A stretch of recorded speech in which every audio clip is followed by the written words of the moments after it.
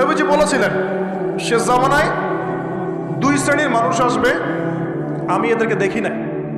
নবীজি দেখেন নাই মানে 1400 বছর আগে ওরা ছিল না। এক শ্রেণী হচ্ছে হাতের মধ্যে মানুষকে মারার কিছু অস্ত্র নিয়ে ঘুরে বেড়াবে। এরা মানুষকে নির্মমভাবে পিটাবে, নির্মমভাবে পিটাবে, নির্মমভাবে মানুষকে পিটাবে। এই শ্রেণীকে আমি দেখিনি, এরা আসবে পরে। হাতে লাঠিওয়ালা সেই গ্রুপ কোনটা জানেন? ওই যে ঘরের মধ্যে ঢুকায় ঢুকায় যে ছেলেগুলোকে মেরে মেরে রাত্রেবেলা মেরে ফেলায়, সেটা গ্রুপে। বিভিন্ন হলে হলে দেখেন না, হকি স্টিক নিয়ে 8জন 10জন মিলে এক একটা করে ছেলেকে ডেকে নিয়ে পিটাই পিটাই মেরে ফেলায়, এগুলো সেই ছেলে। এদেরকে যেন জন্ম দিয়েছে ওই বাপের জন্য ধিক্কার। এদেরকে যেন জন্ম দিয়েছে এই বাপের জন্য ধিক্কার। আর এখন এরকম লেডিস গ্রুপও বের হয়েছে, আর মেয়েদেরকেও হলে ডেকে ডেকে পিটানো শুরু করেছে। তোমরা কি মনে করো যে 5জন 6জন 10জন মিলে একজনকে সারা রাত টর্চার করে মেরে ফেলানোর মধ্যে সুপুরুষ? তুমি সুপুরুষ, তুমি অনেক বড় বীর। সাহস থাকলে তুমি একজন একজন মারামারি করে দেখাও না, দেখি ওর এত বড় সাহস, তাহলে একজন একজন মারামারি করে দেখাও না। আসো রিংয়ের মধ্যে আসো, রিংয়ের মধ্যে আসো, তারপর দেখি তোমার কত শক্তি আমাদের কত শক্তি। একজন 1-on-1 ব্যাটেলে আসো, খালি হাতে 1-on-1 ব্যাটেলে আসো। 8জন 10জন মিলে একটা বুয়েটের ছেলে, একটা মেডিকেলের ছেলে, একটা অমুকের ছেলে, তমুকের ছেলে, বাবা মায়ের স্বপ্ন লালন করা ছেলেগুলোকে ঘরের মধ্যে ঢুকাবা, সারা রাত পিটায় মেরে ফেলবা, এটাকে তোমরা সাফল্য মনে করো, বীরত্ব মনে করো? এই ছেলেগুলোকে জন্ম দিয়েছে যে পিতা মাতায়, এদের জন্য ধিক্কার আমার পক্ষ থেকে।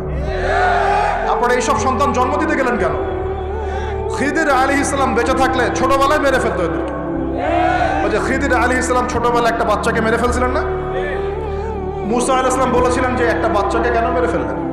তখন খিদির আলাইহিস সালাম বলেছিলেন এই ছেলেটা যদি বড় হয়, বড় হলে অনেক বড় কাফের হবে। আল্লাহ আগে জানিয়ে দিয়েছেন, এই জন্য আগে মেরে দিয়েছে। এই বাচ্চাগুলোকে নিতে গেলেন কেন? কোনো রকম লজ্জাবোধ নাই, চক্ষু লজ্জা নাই। এরপর যখন আইন শৃঙ্খলা বাহিনী এদেরকে অ্যারেস্ট করে নিয়ে যায়, বীরের মতো হাসতে হাসতে চলে যায়। ও জানে যে আমার কোনো সমস্যা হবে না, ফাঁক ফোকর দিয়ে বেরিয়ে চলে আসবে। তোমরা এগুলোকে বীরত্ব মনে করো, তোমরা বীরত্ব মনে করো, সুপুরুষ হয়ে গেছো তোমরা। এতই যদি ক্ষমতা থাকে, সাহস থাকে, তো একজন একজন মারামারি করো না কেন? 1-on-1 ব্যাটেল আসো, তারপর দেখো কে জিতে কে হারে। 10জন মিলে একজনকে পিটাবা, মনে করছো খুব বড় বীর হয়ে গেছো। এখন 10টা মেয়ে মিলে একটা মেয়েকেও পিটাচ্ছে, সুবহানাল্লাহ। তা আবার ইসলামিক বিশ্ববিদ্যালয়ের মধ্যে। এই বিশ্ববিদ্যালয়ের নাম ইসলামিক কে দিল? এটা ইসলাম? একটা মেয়েকে আপনি ঘরের মধ্যে ঢুকায় সারা রাত পিটাবেন, মেয়েটা কাঁদতে কাঁদতে বলছে আমার পায়জামা পর্যন্ত খুলে ফেলেছে টান দিয়ে। আরে তোর মায়ের পায়জামাকে খুলে ফেলে তোর কেমন লাগবে? তোর বোনের পায়জামাকে খুলে ফেলে তোর কেমন লাগবে? কোন সাহসে তুই একটা মেয়ের পায়জামায় হাত দিস? এত বড় সাহস! আর এদেরকে আমরা তোলা করে মানুষ করি। আইন শৃঙ্খলা বাহিনী আপনারা কি করেন? ইনস্ট্যান্ট কোর্ট বসে ফাঁসি দিয়ে দিবেন এদেরকে। আল্লাহর কসম করে বলছি, যদি কোনোদিন এরকম ক্ষমতা আমাদের কাছে আসতো, দিন বিচার করে দেখিয়ে দিতাম ইনশাআল্লাহ। ফাইজলামি শুরু কর সারা দেশব্যাপী ফাইজলামি শুরু করে দিয়েছে একেবারে নির্মমভাবে, অহেতুকভাবে। এই যে অসহায় মানুষগুলোকে, ছাত্র পড়তে গিয়েছে, বাবা মার স্বপ্ন লালন করা ছাত্র, ছেলেটা ইঞ্জিনিয়ার হবে, ছেলেটা মেডিকেল সায়েন্সের পরে বড় একজন ডক্টর হবে, পিটায় মেরে ফেলে দিল তাকে। এত বড় সাহস! আর আমরা কিছুই বলতে পারলাম না, কিছু করলাম না। কি একটা অবস্থা চলছে! এগুলো যখন চলতে থাকবে একটা কওমের মধ্যে, আপনার মনে হয় যে আল্লাহর পক্ষ থেকে রহমত নেমে আসবে? লা ইলাহা ইল্লাল্লাহ বলা একজন মানুষ যদি বেঁচে থাকে, ওই একজন মানুষের সম্মানে আল্লাহ পাক কিয়ামত দিবেন ইনশাআল্লাহ। সে একজন মানুষকে এভাবে নির্মমভাবে পিটিয়ে মেরে ফেলো তোমরা। এখন মানুষকে পেটানো শুরু করেছো। নবী সাল্লাল্লাহু আলাইহি ওয়াসাল্লাম শেষ জামানের হাদিস সম্পর্কে বলেছিলেন যে আমি এক শ্রেণীর মানুষকে দেখি নাই যারা আসবে, মানুষকে নির্মমভাবে মারবে, নির্মমভাবে মানুষকে পিটিয়ে মারবে। আর কোরআন খুলে দেখেন, একটা জাতির কথা আল্লাহ পাক বলেছেন। এই জাতির নাম হচ্ছে আদ জাতি। কোন জাতি ভাই? এই আদ জাতিকে আল্লাহ পাক ধ্বংস করেছিলেন ঝড় দিয়ে, ঝড় দিয়ে। আল্লাহ পাক এই কওম সম্পর্কে বলেছেন ওয়াইদা বাতাসতুম জাব্বারিন। ওরা শিরক কুফর তো করতোই, কিন্তু এর পাশাপাশি একটা বড় পাপ করতো। ওই পাপটা হচ্ছে এরা যখন মানুষকে পেত, পিটিয়ে মেরে ফেলতো, নির্মমভাবে পিটিয়ে মেরে ফেলতো। এই আদ জাতির পাপ তোমরা করা শুরু করেছো। এখন আমাদের শহরে এগুলো চলছে না? এখন দিনে দুপুরে রাস্তাঘাটে এগুলো চলছে। শিক্ষা প্রতিষ্ঠানে গিয়ে এগুলো মাস্তানি করতে গিয়েছো তোমরা। আবার তোমরা মাহফিল করে আমাকে ডাকো ওয়াজ নসিহত করতে। আমার সাথে এগুলোর কোনো সম্পর্ক নেই। আর আমার কাছে তোমরা ভালো কিছু পাবা না। আমার কাছে ইনশাআল্লাহ হকটাই পাবো, বাতিল পাবা না ইনশাআল্লাহ। আমার ভাই হয়ে যদি এই কাজ করো, আমি তোমার চেহারা পর্যন্ত দেখতে যাবো না ইনশাআল্লাহ। আল্লাহ রাব্বুল আলামিন আমাদেরকে ওমরের শাসন দান করুন বলি আমি।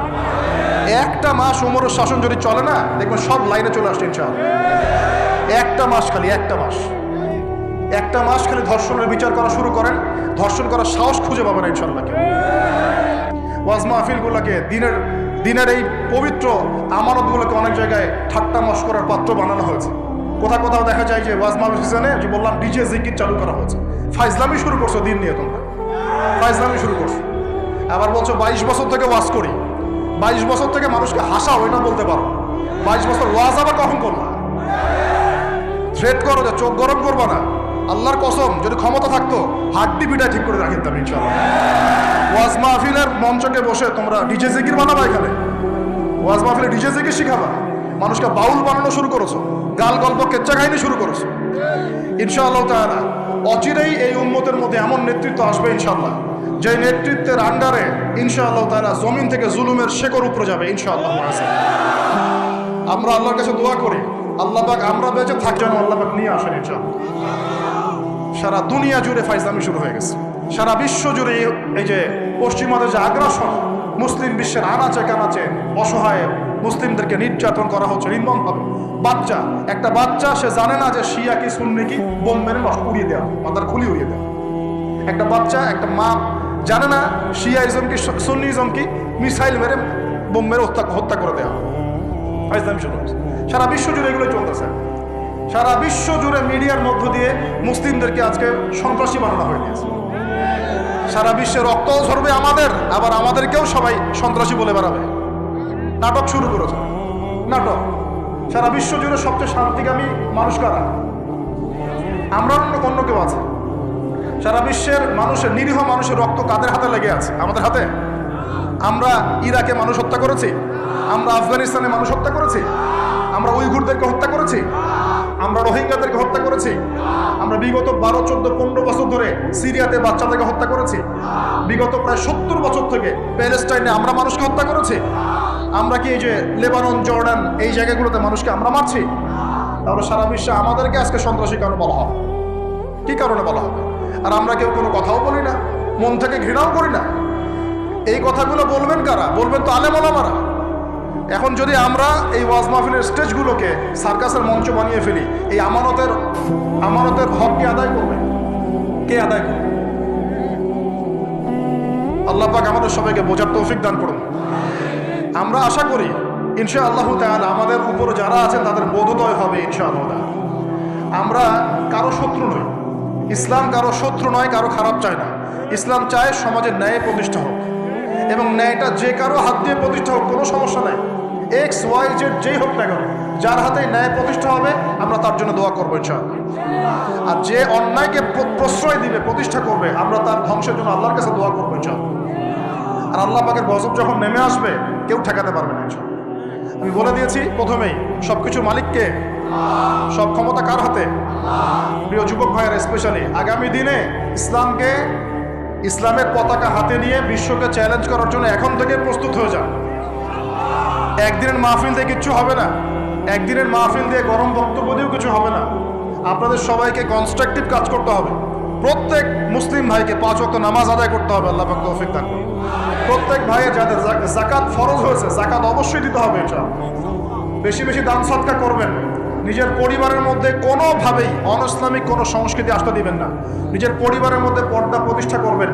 কোনো অবস্থাতেই হারাম রিজিকের দিকে যাবেন না ইনশাআল্লাহ। আপনার সন্তান সন্ততিদেরকে ছোটবেলা থেকেই মুসলিম রূপে মানুষ করবেন, কোনো রকম অমুসলিম কালচারে বড় করবেন না। আপনার সন্তানদেরকে ছোটবেলায় কোরআন শেখাবেন, হাদিস শেখাবেন, আলেম ওলামা সহবত দিবেন, হকপন্থী আলেম চিনবেন, তাদের কাছে সন্তানদেরকে পাঠাবেন ইনশাআল্লাহ। ইসলামকে নিয়ে ঠাট্টা বিদ্রুপ করবেন না, রং তামাশা করবেন না। এই যুগ সম্পর্কে সচেতন থাকবেন, কি হচ্ছে, কি চলছে, হাদিসে কি আছে, কোরআনে কি আছে, সামনে কি হতে পারে, সচেতনতা তৈরি করবেন।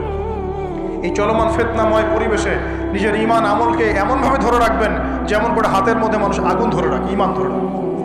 পরিবারের মধ্যে বেপরদামিকে স্থান দিবেন না। পরিবারের ছেলে কি করছে, মেয়ে কি করছে, আপনার আত্মীয় স্বজনের হক ঠিক আছে কিনা, প্রতিবেশীর হক ঠিক আছে কিনা, প্রতিটা বিষয় as a Muslim leader of the family আপনাকে এগুলো দেখতে হবে। আল্লাহ পাক তৌফিক দান করুন। এবং বেশি বেশি সামাজিক কিছু অ্যাসোসিয়েশন গড়ে তুলবেন, যেগুলো সামাজিক অন্যায়গুলোকে প্রতিরোধ করবে ইনশাআল্লাহ, সামাজিকভাবে ন্যায় ছড়িয়ে দিবে, সামাজিকভাবে ইসলাম ছড়িয়ে দিবে ইনশাআল্লাহ। শিক্ষা প্রতিষ্ঠান গড়ে তুলবেন যেখানে জেনারেল এবং ইসলামিক শিক্ষার সমন্বয় থাকবে, আলোকিত প্রজন্ম গড়ে উঠবে ইনশাআল্লাহ তাআলা। এরকম সমাজের অবস্থায় কি আল্লাহর আযাব আসবে না রহমত আসবে? এই হচ্ছে আমাদের সমাজের অবস্থা। এখন কতগুলো বলে শেষ করব। প্রতি ঘরে ঘরে ব্যভিচার ঢুকে পড়েছে, ঘরে ঘরে ব্যভিচার, পরকিয়া ঢুকেছে, পরকিয়া। আর অর্থনৈতিক ক্ষেত্রে ঘরে ঘরে ঢুকেছে সুদ আর সুদ, ঘুষ ঢুকেছে ঘুষ, এদিকে সুদ ঢুকেছে, দুর্নীতি ঢুকেছে, অন্যের সম্পদ অন্যায়ভাবে হস্তক্ষেপ করার নোংরা সংস্কৃতি ঢুকে পড়েছে প্রত্যেক জায়গায় জায়গায়। আমাদের ইয়াং জেনারেশন নিজেদের ইতিহাস ভুলে গেছে যে আমরা কার উত্তরসূরি। খালেদ বিন ওয়ালিদের নামও তারা জানে না, উমর ইবনুল খাত্তাবের নাম জানে না, তারেক বিন জিয়াদকে চিনে না, মুহাম্মদ বিন কাসিমকে চিনে না। এরা ক্রিস্টিয়ানো রোনাল্ডোকে চিনে, এরা মেসিকে চিনে, নেইমারকে চিনে, এরা আমাদের ক্রিকেটারদেরকে চিনে। মাশাআল্লাহ, দেখো দিন দিন আমরা বিপথে যাচ্ছি, তারা হেদায়েতের দিকে আসছে। এটা কি ধরনের কথা? আমার পরিবারের মা বোনরা কিভাবে বেপরদায় বাইরে যায়, আমার পরিবারের কর্তা আমি কেমন করে আমার পরিবারের স্ত্রী সন্তান মেয়েরা বাইরে বেপরদায় যাবে, কিভাবে যাবে? আমি তো পরিবারের কর্তা, আমি পরিবারের স্বামী, আমার স্ত্রী কেমন করে বেপরদায় বাইরে যাবে? আমার ছেলে কেন নামাজ পড়বে না? নামাজ না পড়ে সে ভাত খাবে কিভাবে? নামাজ না পড়ে আমার পরিবারে আমার ছেলে ভাত খাবে কিভাবে? আমার মেয়ে কেমন করে ভাত খাবে? অতএব পরিবারটাকে শক্ত করেন, হালাল খান, সামাজিকভাবে ইসলামটাকে এগিয়ে নেন, ইনশাআল্লাহ দেখবেন একদিন বড় পরিসরে ইসলাম কায়েম হয়ে যাবে ইনশাআল্লাহ। আর আমরা কারোর জন্য বদদোয়া করবো না, আমরা দোয়া করবো আল্লাহ পাক যেন ঊর্ধ্বতন কর্তৃপক্ষ সবাইকে হেদায়েত দান করেন এবং অন্যায়ের বিরুদ্ধে দাঁড়ানোর তৌফিক দান করেন, এবং তাদের হাতে হলেও আল্লাহ পাক যেন ন্যায় প্রতিষ্ঠা করার তৌফিক দান করেন। আর ন্যায় কোনটা ন্যায় কোনটা অন্যায়, এগুলো এসব প্রোটেস্ট্যান্ট মুসলিমরা আপনাদেরকে শেখাতে পারবে না। যারা ইসলাম, কোরআন, সুন্নাহ, সমকালীন বিশ্ব ইতিহাস, অর্থনীতি, সংস্কৃতি, দেশীয় কালচার সব সম্পর্কে জ্ঞান রাখে, এই মানুষরা আপনাকে বলতে পারবে কোনটা সত্য কোনটা মিথ্যা, কোনটা হক কোনটা বাতিল। একজন কবর পূজারী আপনাকে কি হেদায়েত দিবে? একজন মাজার পূজারী আপনাকে কি হেদায়েত দিবে? একজন বেদাতি আপনাকে কি হেদায়েত দিবে? হেদায়েত তো নিতে যান খালি ওদের কাছে, আর জ্ঞানী মানুষকে তো মূল্যায়ন করেন না। যারা বুদ্ধি বিক্রি করে খায় ওদের কাছে পরামর্শ নিচ্ছেন। আর কিছু বিষয় বলতে বলতে মুখের ফেনা উঠিয়ে দিলাম, তারপরেও কোনোদিনও বললেন না যে হ্যাঁ কথাটা গ্রহণ করা যায়। কি আশ্চর্য! যখন একটা সমাজের মধ্যে এই পাপগুলো ছড়িয়ে পড়বে তখন আল্লাহ পাকের গজব আসবে, এটা আসবেই। প্রতিরোধ কিভাবে? প্রতিরোধ করার কোনো সুযোগই নাই, আপনাকে প্রতিকারও করার কোনো সুযোগ নাই। তওবা করে আল্লাহর কাছে ফিরে আসতে হবে, এটাই সলিউশন, এটাই সলিউশন। এই যে আমরা শহরের কথাই বলছিলাম, আমাদের সমাজের অন্যতম বড় একটা কিয়ামতের আলামত হচ্ছে উঁচু উঁচু বিল্ডিং নির্মাণের প্রতিযোগিতা। নবীজি জীবনের শেষের দিকে যে হাদিসগুলো বলেছেন, শেষের দিকে, তার মধ্যে কিয়ামতের বড় দুইটা আলামত বলেছেন। তার মধ্যে একটা হচ্ছে